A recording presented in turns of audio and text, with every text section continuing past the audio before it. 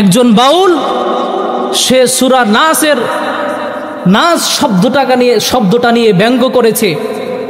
আল্লাহ তাআলা নাস অর্থাৎ মানুষ বুঝিয়েছে, আর এই গাফেল ওই মুশরিক সে বলতেছে আল্লাহ শুধু কোরআনে নাস নাস বলছে। কি বলছে এগুলা? নাউজুবিল্লাহ।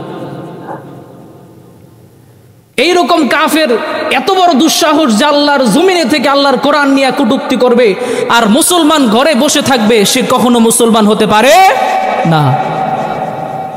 এজন্য মুসলমান ভাইয়েরা আমার, আমরা আমাদের সাধ্য অনুযায়ী, আমাদের শক্তি অনুযায়ী, আমাদের অবস্থান অনুযায়ী আমরা প্রত্যেকেই সরকারের কাছে উদার আহ্বান জানাবো, প্রশাসনের কাছে আমরা উদার আহ্বান জানাই, যেই কাফের, যেই মুরতাদ আল্লাহর কোরআনকে অসম্মান করেছে, আল্লাহর কোরআনের বিরুদ্ধে কথা বলেছে, আল্লাহর কোরআনের শব্দ নিয়ে কটূক্তি করেছে, ওই কাফের ওই মুশরিকের জন্য এই জমিনে আল্লাহ তাআলার জমিনে থেকে আল্লাহ তাআলার এই নিঃশ্বাস তার জন্য হারাম হয়ে গেছে। জোরে বলেন ঠিক কিনা? ওই মুশরিককে, ওই কাফেরকে অনতি বিলম্বে ফাঁসি দিতে হবে, জনসম্মুখে তাকে ফাঁসির কাস্টে ঝুলাতে হবে। এই উদার আহ্বান আমরা সরকার এবং প্রশাসনের কাছে জানাই, ঠিক কিনা? জোরে বলেন। এই কাফের আল্লাহর জমিনে বেঁচে থাকার কোনো অধিকার রাখে না। সে আল্লাহর জমিনে থেকে আল্লাহর নিঃশ্বাস গ্রহণ করবে, আল্লাহর দেওয়া রিজিক খাবে, আর আল্লাহর কোরআনের বিরুদ্ধে কথা বলবে, আর এই জমিনে বেঁচে থাকবে, এটা হতে পারে না। এজন্য আমরা সরকারের কাছে এবং প্রশাসনের কাছে উদার আহ্বান জানাবো, এইরকম মুশরিককে, কাফেরকে দৃষ্টান্তমূলক শাস্তি বাংলার জমিনে দেওয়া লাগবে। যদি না দেয়, সারা বাংলাদেশ থেকে তৌহিদি জনতা আবার বের হবে, আবার 5ই আগস্ট প্রয়োজনে বাংলার জমিনে কায়েম হবে ইনশাআল্লাহ। একটা সময় এমন ছিল যখন ইসলামের বিরুদ্ধে, মুসলমানদের বিরুদ্ধে কোনো কথা বলতো, আল্লাহর কোরআনের বিরুদ্ধে কোনো কথা বলতো, আল্লাহর রাসূলের বিরুদ্ধে যদি কোনো কথা বলতো, তাহলে এই দুনিয়ার নিঃশ্বাস তার জন্য হারাম হয়ে যেত, তার দেহে তার মাথাটা হারাম হয়ে যেত। মুসলমানরা এক মুহূর্তে কোনো পরোয়া করতো না, তার কল্লাটা আলাদা করে ফেলতো। তারা ছিল মুসলমান, আর আমরাও মুসলমান। আমাদের সময় ইসলামকে নিয়ে কটূক্তি হয়, কোরআন নিয়ে কটূক্তি হয়, আল্লাহর রাসূলের শান মান নিয়ে কটূক্তি হয়, আর আমরা শীতের ভিতরে আরামে কম্বল লেপ গায়ে দিয়ে ঘুমায় থাকি, ঠিক কিনা? তাহলে আমরা সেই গরু খাওয়া মুসলমান হইলাম না? অল্প সময়ের মধ্যে আপনাদেরকে একটা ঘটনা শোনাবো। ঘটনাটা অনেক বড়, তবে সংক্ষেপে শোনানোর চেষ্টা করবো ইনশাআল্লাহ। বদরের যুদ্ধের পর ইসলামের সবচেয়ে বৃহত্তর এবং মর্মান্তিক, সবচেয়ে বড়, বৃহত্তর এবং মর্মান্তিক একটি যুদ্ধ, যার নাম হচ্ছে মুতার যুদ্ধ। মুতা একটি গ্রামের নাম, যেই গ্রামটি অবস্থিত জর্ডান নদীর পূর্বে প্যালেস্টিনা সালুটারিস নামক অঞ্চলের একটি গ্রাম, যার নাম হচ্ছে মুতা। ওই গ্রামে, ওই অঞ্চলে একজন গভর্নর ছিল, যার নাম ছিল শুরাহবিল গাসসানি। তাকে কেন্দ্র করে সে একজন মুসলমান দূতকে হত্যা করে ফেলেছিল। ওই দূতকে হত্যা করা কেন্দ্র করে নিয়ে একটি যুদ্ধ সংগঠিত হয়েছিল ইসলামের। সেই যুদ্ধকে বলা হয় মুতার যুদ্ধ। ইসলামে যেই যুদ্ধটাকে ইতিহাসের পাতায় নাম দিয়েছেন মুতার যুদ্ধ, যেটি সংগঠিত হয়েছিল 629 খ্রিস্টাব্দে। আল্লাহ রাসূল সাল্লাল্লাহু আলাইহি ওয়াসাল্লাম বদরের যুদ্ধের পর যখন মোটামুটি মুসলমানদের অবস্থা ভালো হয়ে গেছে, মানুষজন ঈমান আনতে শুরু করছে, কালিমা পড়তেছে, আল্লাহ রাসূল সাল্লাল্লাহু আলাইহি ওয়াসাল্লাম তখন বিভিন্ন সাহাবায়ে কেরামের মাধ্যমে আল্লাহ রাসূল সাল্লাল্লাহু আলাইহি ওয়াসাল্লাম সাহাবায়ে কেরামের মাধ্যমে বিভিন্ন দেশে, বিভিন্ন রাজার কাছে, বাদশার কাছে ইসলামের দাওয়াতনামা নিয়ে একটি পত্র পাঠিয়েছিল। যে পত্র বহন করত আল্লাহ রাসূলের খুব কাছের সাহাবীগণ। আল্লাহর রাসূল সাল্লাল্লাহু আলাইহি ওয়াসাল্লাম ইসলামের দাওয়াত দেওয়ার জন্য বিশ্বের বিভিন্ন দেশের বিভিন্ন বাদশার কাছে, গভর্নরের কাছে, রাজার কাছে আল্লাহর রাসূল সাল্লাল্লাহু আলাইহি ওয়াসাল্লাম নিজে দাওয়াতনামা লিখে তার প্রাণপ্রিয় সাহাবীদেরকে দূত বানিয়ে বিভিন্ন রাজা বাদশার কাছে পাঠায় দিতেন। অমনিভাবে শুরাহবিল গাসসানি নামক এক গভর্নরের কাছে হযরতে হারিস রাদিয়াল্লাহু তাআলা আনহুকে আল্লাহর রাসূল সাল্লাল্লাহু আলাইহি ওয়াসাল্লাম মুসলমানের পক্ষ থেকে দূত হিসেবে দূত প্রেরণ করে, বার্তাবাহক প্রেরণ করে ওই গভর্নরের কাছে আল্লাহর রাসূল দাওয়াতনামা পাঠায়া দিল। শুরাহবিল গাসসানি ছিল একজন খ্রিস্টান। শুরাহবিল গাসসানি খ্রিস্টান ছিল। আল্লাহর রাসূল সাল্লাল্লাহু আলাইহি ওয়াসাল্লামের দাওয়াতনামাটা যখন তিনি হাতে পাইল, আল্লাহর রাসূলের প্রতি সে সম্মান প্রদর্শন করল না, ওই দাওয়াতনামাটা নিজ হাতে শুরাহবিল গাসসানি ছিঁড়ে ফেলল এবং আল্লাহর রাসূলের সাহাবী হযরতে হারিস রাদিয়াল্লাহু তাআলা আনহুকে শুরাহবিল গাসসানি সাথে সাথে হত্যা করে ফেলল। নাউজুবিল্লাহ।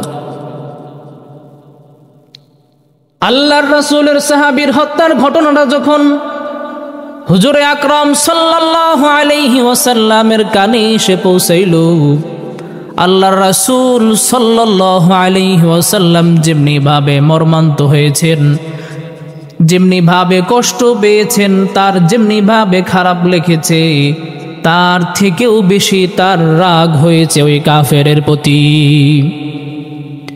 কারণ ওই সময় নিয়ম ছিল, যত বড় শত্রুর পক্ষ থেকে দূত আসুক না কেন, বার্তাবাহক আসুক না কেন, সে যদি আমার জানের শত্রু হয় তবুও তাকে হত্যা করা যাবে না। দূত হত্যা করা মহা অন্যায় ছিল। কাফের মুশরিক বেঈমান সকল রাজা বাদশার কাছে একটাই নিয়ম ছিল, তা হচ্ছে দূতকে কখনো হত্যা করা যাবে না। যে ব্যক্তি সংবাদ নিয়ে আসবে, বার্তাবাহক হিসেবে আসবে, তাকে কখনোই কেউ হত্যা করতে পারবে না। এই শুরাহবিল গাসসানি একজন মুসলমান বার্তাবাহককে হত্যা করে ফেলেছেন।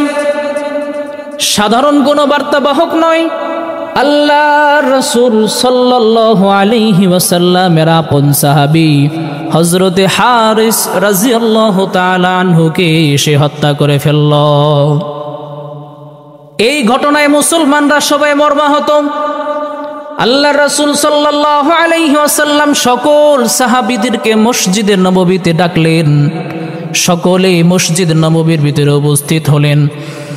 আর আমার প্রাণ প্রিয় হাবিব বলতেছেন, হে আমার সাহাবীরা রে, তোমাদের ভাই হারিসকে ওই কাফের হত্যা করে ফেলেছে।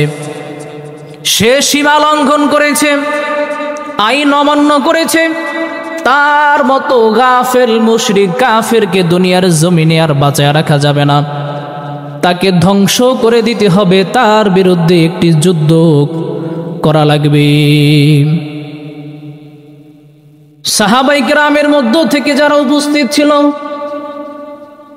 যারা মোটামুটি যুদ্ধ করার জন্য প্রস্তুত, এইরকম 3000 সাহাবী সাথে সাথে দাঁড়ায়া গেল আর বলতেছেন, ইয়া রাসূলুল্লাহ, ইয়া হাবিবাল্লাহ, আপনি শুধু একবার অনুমতি দেন, যেই গাফেল, যেই মুশরিক আমার ভাই হারিসকে হত্যা করেছে, আপনি শুধু আমাদেরকে একবার অনুমতি দেন, আমরা গিয়ে তার সিংহাসন ধ্বংস করে ফেলব। সুবহানাল্লাহ। হুজুরে আকরাম সাল্লাল্লাহু আলাইহি ওয়াসাল্লাম 3000 সৈন্যবাহিনীর একটি দল গঠন করে দিল। 3000 সৈন্যবাহিনীর মধ্য থেকে আল্লাহ পাক আল্লাহর রাসূল সাল্লাল্লাহু আলাইহি ওয়াসাল্লাম 3 জনকে ওই 3000-এর সেনা প্রধান নিযুক্ত করে দিলেন। 3000 সৈন্যবাহিনী যুদ্ধ করার জন্য রেডি করছেন। আল্লাহ রাসূল যুদ্ধের জন্য আহ্বান করলেন। 3000 সৈন্যবাহিনী দাঁড়ায় গেছে তারা আল্লাহর রাস্তায় জিহাদ করার জন্য, যুদ্ধ করার জন্য মুশরিকদের বিরুদ্ধে। ওই 3000-এর মধ্য থেকে আল্লাহ রাসূল সাল্লাল্লাহু আলাইহি ওয়াসাল্লাম 3 জন সেনাবাহিনী নিযুক্ত করে দিলেন। আশ্চর্যের বিষয় না? মাত্র 3000 সেনাবাহিনী, এর ভিতরে 3 জন সেনাপতি। কারণ কি? এক নম্বরে যিনি সেনাবাহিনী হবেন, সেনাবাহিনীর যিনি সেনাপ্রধান হবেন, আল্লাহর রাসূল সাল্লাল্লাহু আলাইহি ওয়াসাল্লাম তার নামটা ঘোষণা করে দিলেন। তিনি হলেন হুজুর সাল্লাল্লাহু আলাইহি ওয়াসাল্লামের পালক পুত্র হযরতে যায়েদ বিন হারিসা রাদিয়াল্লাহু তাআলা আনহু। হুজুর সাল্লাল্লাহু আলাইহি ওয়াসাল্লামের পালক পুত্র, অত্যন্ত মহব্বতের আদরের যায়েদ রাদিয়াল্লাহু তাআলা আনহুকে 1 নাম্বার সেনাপতি নিযুক্ত করে দিলেন। 2 নাম্বার যাকে সেনাপতি বানালো তিনি হলেন হুজুর সাল্লাল্লাহু আলাইহি ওয়াসাল্লামের আপন চাচা আবু তালেবের ছেলে জাফর ইবনে আবু তালেব রাদিয়াল্লাহু তাআলা আনহু। হুজুর সাল্লাল্লাহু আলাইহি ওয়াসাল্লামের আপন চাচাতো ভাই, যে অল্প বয়সে আল্লাহ রাসূলের হাতে হাত রেখে কালিমা পড়ে মুসলমান হয়েছিল। 3 নাম্বার যাকে সেনাপতি হিসাবে নিযুক্ত করা হলো তিনি হলেন হযরত আব্দুল্লাহ ইবনে রাওয়াহা রাদিয়াল্লাহু তাআলা আনহু, যে আল্লাহর রাসূল সাল্লাল্লাহু আলাইহি ওয়াসাল্লামের অত্যন্ত কাছের সাহাবী এবং তিনি কেবল নতুন বিবাহ করেছেন। এই 3 জনকে আল্লাহর রাসূল সাল্লাল্লাহু আলাইহি ওয়াসাল্লাম একটা যুদ্ধের, মুতার যুদ্ধের সেনাপতি নিযুক্ত করে দিল।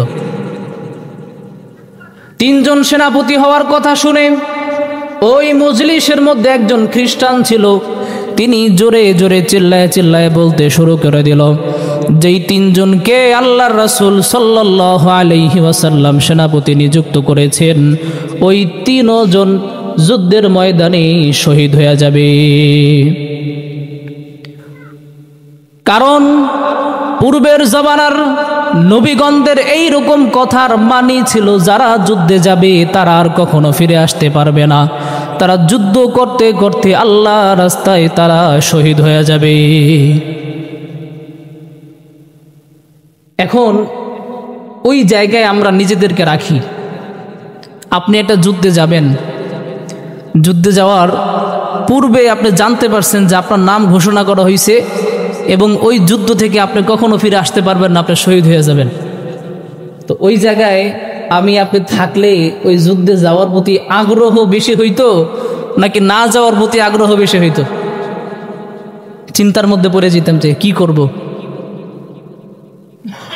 হুজুর সাল্লাল্লাহু আলাইহি ওয়াসাল্লাম বলেন, যুদ্ধ করতে করতে যদি 3 জন শহীদ হয়ে যায়, তাহলে ওই যুদ্ধের ময়দানে যে সকল সাহাবী থাকবে তাদের মধ্য থেকে তারা যাকে শ্রেষ্ঠ মনে করবে তাকে সেনাবাহিনী বানায়া ওই যুদ্ধ শেষ কইরা এরপরে মক্কায় ফিরে আসবে। সুবহানাল্লাহ। আমার আপনার ঈমান তো বড় দুর্বল।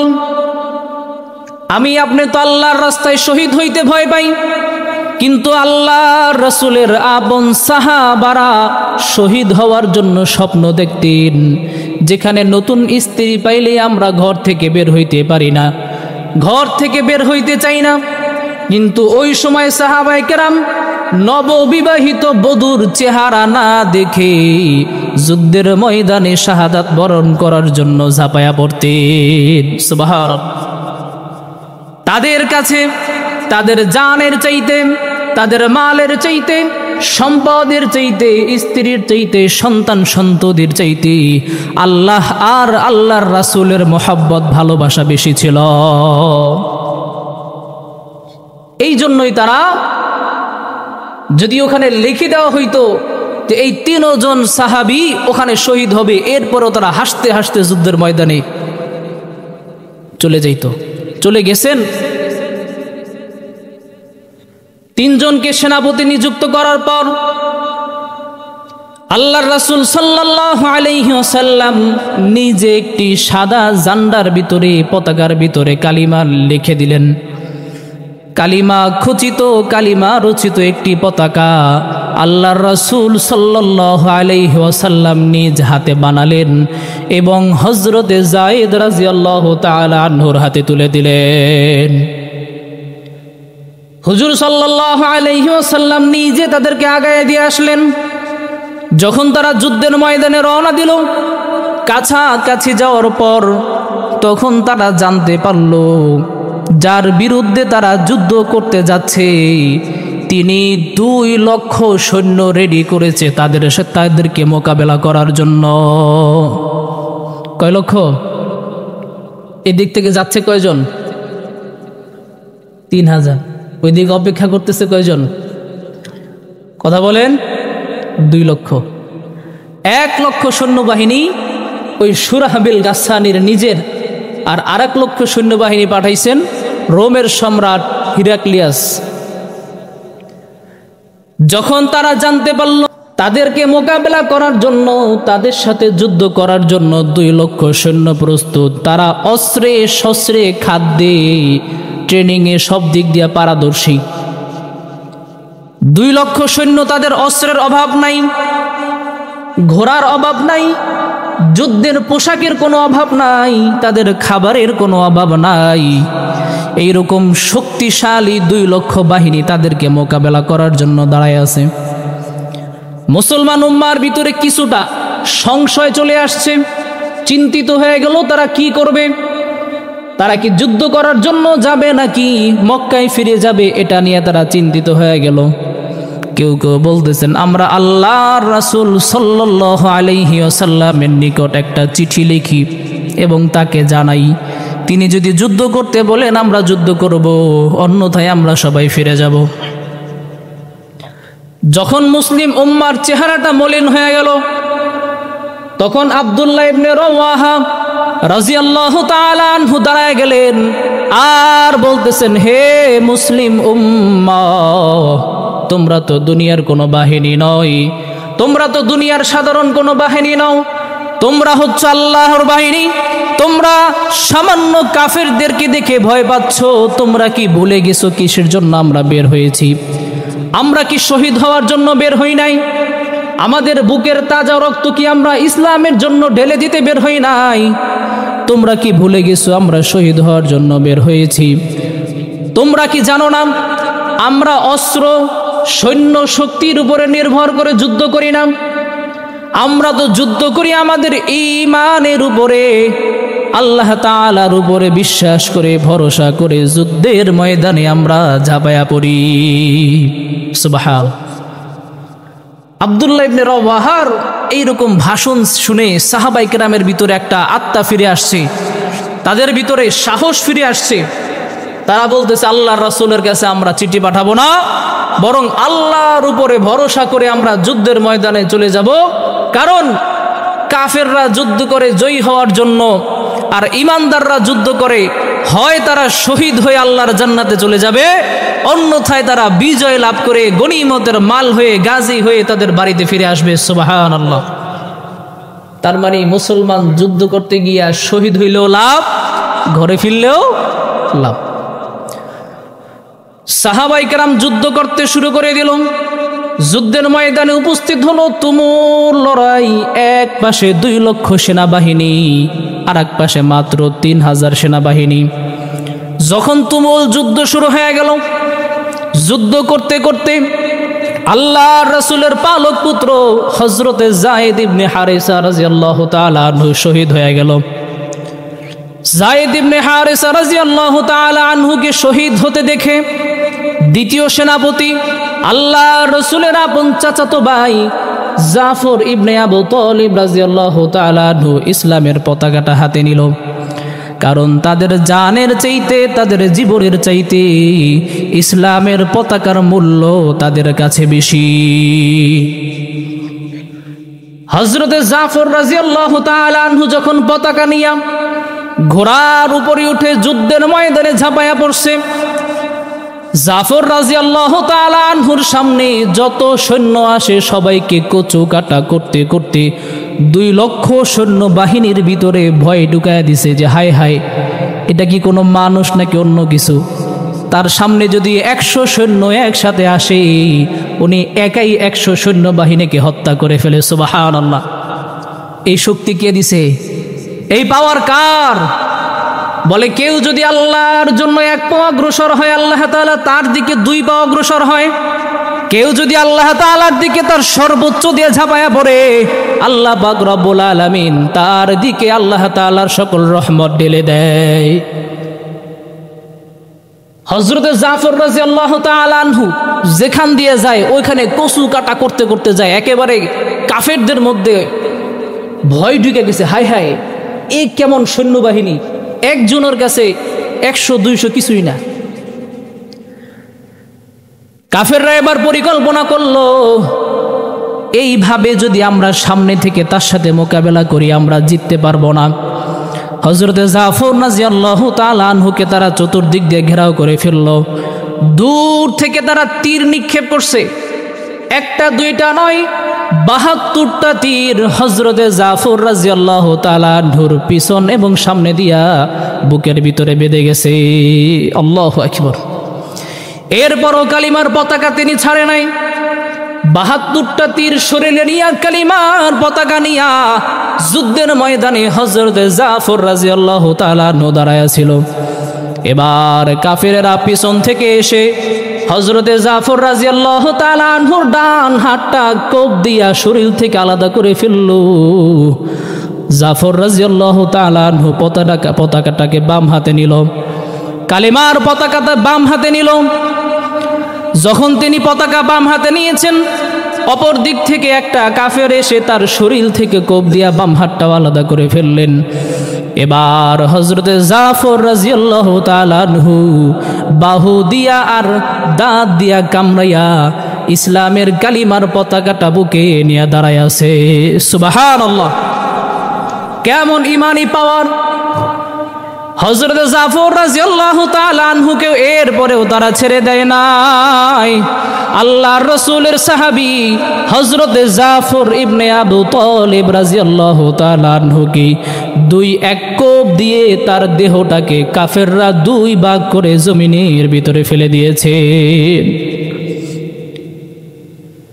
যখন তার দেহটাকে আলাদা করে ফেলা হবে, তখন তিনি ডাক দিয়ে হযরতে আব্দুল্লাহ ইবনে রাওয়াহাকে বলতেছে, ও আমার ভাই, আল্লাহর রাসূলকে বইল আপনার ভাই যুদ্ধের ময়দানে তার হাত কাফেররা আলাদা করে ফেলেছে, ওই কালিমার পতাকা জমিনে পড়তে দেয় নাই। তোমরা আল্লাহর রাসূলকে বইল, হে আমার প্রিয় হাবিব, আপনার ভাইয়ের বাম হাতটা যখন কাফেররা কেটে ফেলে দেয়, উনি ওনার কালিমার পতাকা নিচে পড়তে দেয় নাই, কালিমার পতাকা নিয়ে দাঁড়ায়া ছিল। আপনার সাহাবী হযরতে জাফরকে যখন কাফেররা 2 ভাগ করে ফেলেছেন, যখন তার কাছে আর কোনো ক্ষমতা ছিল না, শক্তি ছিল না, এরপরেও কালিমার পতাকা নিচে পড়তে দেয় নাই, আমি আব্দুল্লাহ ইবনে রাওয়াহা কালিমার পতাকা ধরেছি। সুবহানাল্লাহ। কেমন ভালোবাসা ছিল ইসলামের প্রতি তাদের! ইসলামের প্রতি তাদের মহব্বতটা কেমন ছিল একটু চিন্তা করেন। আর এখনকার সময় বাউল ফাউল নামক কিছু দল আল্লাহর কোরআন নিয়ে কটূক্তি করে, আল্লাহর কোরআনের আয়াত নিয়ে কটূক্তি করে, আর মুসলমান ঘরের ভিতরে বসে থাকে। চিন্তা করেন কেমন মুসলমান আমরা! চিন্তা করেন, একজন বাউল সে সূরা নাসের নাস শব্দটা নিয়ে ব্যঙ্গ করেছে। আল্লাহ তাআলা নাস অর্থাৎ মানুষ বুঝিয়েছে, আর ওই গাফেল ওই মুশরিক সে বলতেছে আল্লাহ শুধু কোরআনে নাস নাস বলছে। কি বলছে এগুলা? নাউজুবিল্লাহ। এইরকম কাফের এত বড় দুঃসাহস যে আল্লাহর জমিনে থেকে আল্লাহর কোরআন নিয়ে কটূক্তি করবে আর মুসলমান ঘরে বসে থাকবে, সে কখনো মুসলমান হতে পারে না। এজন্য মুসলমান ভাইয়েরা আমার, আমরা আমাদের সাধ্য অনুযায়ী, আমাদের শক্তি অনুযায়ী, আমাদের অবস্থান অনুযায়ী আমরা প্রত্যেকেই সরকারের কাছে উদার আহ্বান জানাবো, প্রশাসনের কাছে আমরা উদার আহ্বান জানাই, যেই কাফের, যেই মুরতাদ আল্লাহর কোরআনকে অসম্মান করেছে, আল্লাহর কোরআনের বিরুদ্ধে কথা বলেছে, আল্লাহর কোরআনের শব্দ নিয়ে কটূক্তি করেছে, ওই কাফের, ওই মুশরিকের জন্য এই জমিনে, আল্লাহ তাআলার জমিনে থেকে আল্লাহ তাআলার এই নিঃশ্বাস তার জন্য হারাম হয়ে গেছে। জোরে বলেন ঠিক কিনা? ওই মুশরিককে, ওই কাফেরকে অনতি বিলম্বে ফাঁসি দিতে হবে, জনসম্মুখে তাকে ফাঁসির কাষ্টে ঝুলাতে হবে। এই উদার আহ্বান আমরা সরকার এবং প্রশাসনের কাছে জানাই, ঠিক কিনা? জোরে বলেন। এই কাফের আল্লাহর জমিনে বেঁচে থাকার কোনো অধিকার রাখে না। সে আল্লাহর জমিনে থেকে আল্লাহর নিঃশ্বাস গ্রহণ করবে, আল্লাহর দেওয়া রিজিক খাবে, আর আল্লাহর কোরআনের বিরুদ্ধে কথা বলবে, আর এই জমিনে বেঁচে থাকবে, এটা হতে পারে না। এজন্য আমরা সরকারের কাছে এবং প্রশাসনের কাছে উদার আহ্বান জানাবো, এইরকম মুশরিককে, কাফেরকে দৃষ্টান্তমূলক শাস্তি বাংলার জমিনে দেওয়া লাগবে। যদি না দেয়, সারা বাংলাদেশ থেকে তৌহিদি জনতা আবার বের হবে, আবার 15ই, আবার 5ই আগস্ট প্রয়োজনে বাংলার জমিনে কায়েম হবে ইনশাআল্লাহ। মুসলমান ভাইরা আমার, সময় শেষ, ঘটনা অনেক লম্বা। যাই হোক, এই যুদ্ধে সর্বশেষ 3 জন সেনাপতি শেষ হয়ে যায়, শহীদ হয়ে যায়। আল্লাহ তাআলার রাস্তায় শাহাদাতের মতো মর্যাদাপূর্ণ মৃত্যু তারা বরণ করে। এরপরে হযরতে খালিদ বিন ওয়ালিদ, যাকে সাইফুল্লাহ, আল্লাহ তাআলার সৈন্য, আল্লাহ তাআলার তরবারি বলা হয়, খালিদ বিন ওয়ালিদের নেতৃত্বে ওই যুদ্ধের ময়দানে কাফেরদেরকে কচু কাটা করতে করতে করতে করতে খালিদ বিন ওয়ালিদ রাদিয়াল্লাহু তাআলা আনহু বলে, আমি একা 9টা তরবারি ভেঙে ফেলছি। সুবহানাল্লাহ। একজনে 9টা তরবারি ভেঙে ফেলছে। চিন্তা করতে পারেন, 9টা তরবারি, এটি কি প্লাস্টিক নাকি? ওই সময় এক একটা তরবারি ছিল অনেক মজবুত। এইরকম 9টা তরবারি কাফেরদেরকে মারতে মারতে মারতে মারতে শেষ করে ফেলছে। সর্বশেষ আল্লাহ পাক রব্বুল আলামিন মুসলমান বাহিনীকে বিজয় দান করেছেন। এবং এই মুতার যুদ্ধে সবচেয়ে কষ্টদায়ক ছিল এই 3 সাহাবের মৃত্যু। সর্বশেষ আব্দুল্লাহ ইবনে রাওয়াহার মৃত্যু আরো মর্মান্তিক। সময়ের সংক্ষিপ্ততার কারণে বলতে পারলাম না। আল্লাহ তাআলা কখনো সুযোগ দিলে, সময় হলে অন্য এক সময় আপনাদেরকে শোনাবো ইনশাআল্লাহ। তা আজকে আমার আলোচ্য বিষয় হচ্ছে ইসলামের প্রতি মহব্বত, সাহাবায়ে কেরামের ভালোবাসা কেমন ছিল আর আমাদের ভালোবাসা কেমন। আল্লাহ রাসূলের শানে কেউ খেলাফ করলে আমরা তাকে না পারি কিছু করতে, না পারি কিছু বলতে, অন্ততপক্ষে একটা মিছিল পর্যন্ত যদি করার জন্য ডাক দেওয়া হয়, আমরা যাইতে পারি না। আমাদের কাজ, দুনিয়া এত বেশি আমাদের কাছে প্রিয়। এবার নিজেদেরকে মিলান, সাহাবায়ে কেরাম কেমন মুসলমান ছিল আর আপনি কেমন মুসলমান। একজন মানুষের সামনে যদি 1000 সৈন্য কিছু মনে না হয়, আর আপনি তো একজন ধাক্কা দিলে পড়ে যাবেন, স্বাভাবিক। আপনার ভিতরে তো সেই ইমানি পাওয়ার নাই, আপনার ভিতরে তো সেই অরিজিনাল মুসলমান বলতে কিছু নাই, আমরা তো সেই গরু খাওয়া মুসলমান। অতএব অরিজিনাল মুসলমান হইতে হইলে আগে আল্লাহ তাআলার প্রতি ভালোবাসা থাকতে হবে, আল্লাহর রাসূল